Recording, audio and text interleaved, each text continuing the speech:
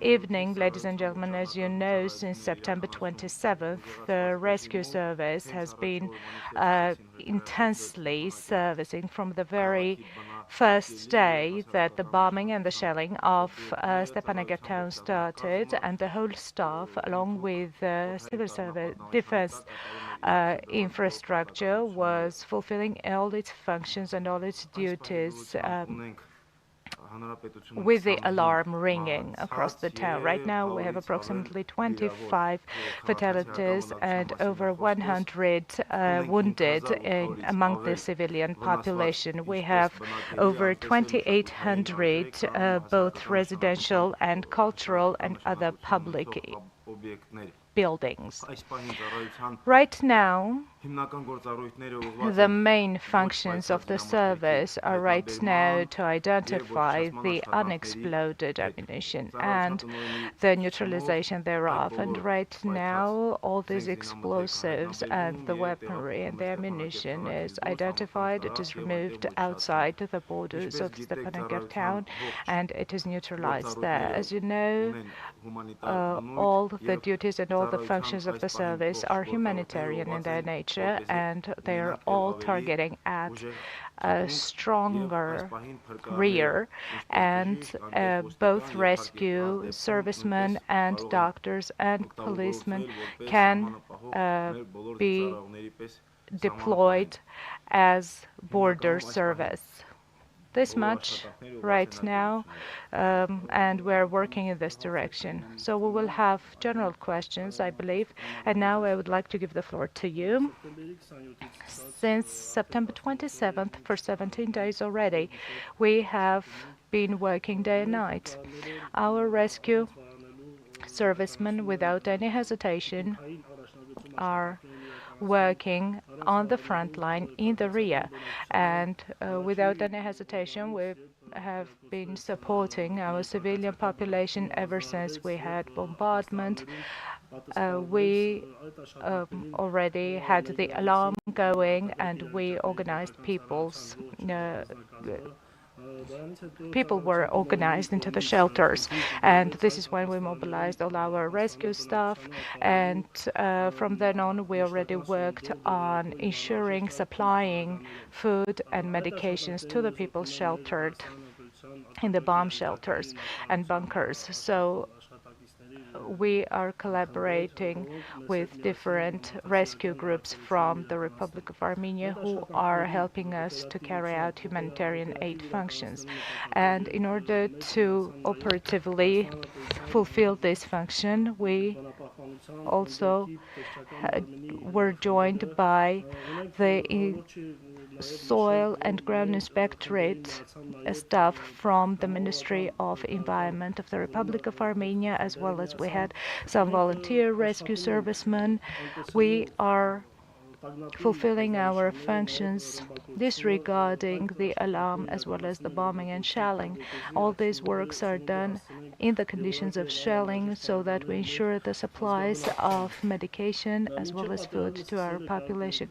Before the launch of the war, I think it is important to note that even before the launch of the war, together with all stakeholder organizations, we had previously cleaned and maintained the shelters so that they were all ready to serve our population. So we're happy they were there and they could serve our and host our population. We did all this work in compliance with our civil defense plan, which was implemented during the war times, and we're working in compliance with this plan. One thing is obvious, that Azerbaijan, breaching all the provisions of the Geneva Convention, has targeted the civilian population and civilian infrastructure.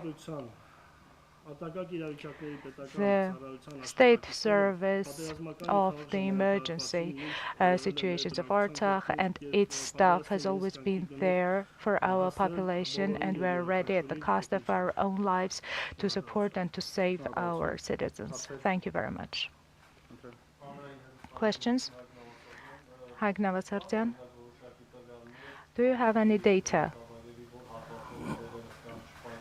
on which segments of the settlement or the town you have unexploded explosives, and what are the actions that you take in this direction? I would like to say that in Stepanakert town we have approximately 670 identified pieces of ammunition, and of course here we're speaking about those weaponry that we now can safely remove from Stepanakert and neutralize them.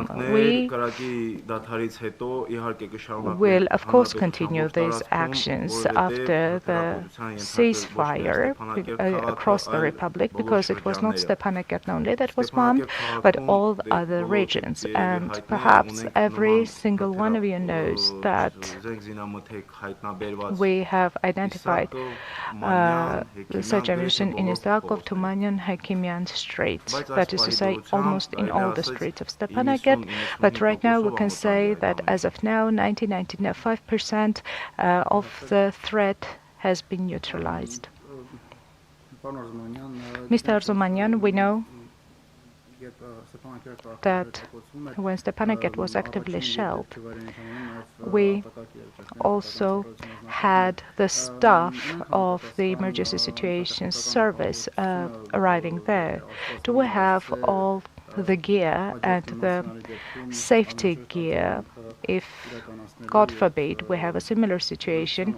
We effectively respond to the situation and provide help to our population immediately. As I already said, from the very first day, both Stepanakert and regional service departments fulfilled their duties fully, and as you said, if God forbid we have the same scenario, the emergency service staff is fully standing ready, and you know that the headquarters of the service was shelled too, but I would like to say that this did not hinder us and did not stop us from providing our service at the highest level. And in terms of the unexploded ammunition, have you neutralized it all, or is this work going on? As I said, it is still underway, and after the fire is ceased, right now, we will continue. Right now, we're largely focusing on Stepanakert, and after the ceasefire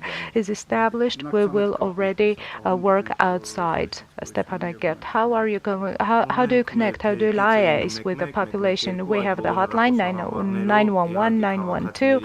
All these hotline phone numbers can be used both by the citizens and by other services as soon as they identify unexploded ammunition. So we receive a lot of calls. We identify most of the pieces based on these calls because people find them in their yards, and sometimes it is really impossible for us to identify these pieces if we're not alarmed or alerted by the citizens. So we receive these alarm calls on our hotlines, and we take them and we remove them. As we can understand, the geography is quite broad, and it is not just Stepanakert that is dangerous in this regard. Yes, you're quite right. It is not just Stepanakert. Almost all the towns of the Republic were subject to this threat, and sometimes also in the adjacent areas of some villages we have similar problems. Have we had any cases when there was fatality or a casualty because people were not really careful? No, we didn't have such a problem. And have you provided awareness raising? Yes, of course, we have conducted awareness raising, and also if we failed in our large-scale neutralization, we would definitely have bad outcome scenarios. Thank you very much. If we do not have any more questions, I would like to remind you that at the Artsakh Information Center, we were hosting Sasún Sárúkhányan, Head of State Inspectorate for Fire and Technical Safety, and Mekhak Arzumanyan, Head of Rescue Department. This much for now. Goodbye.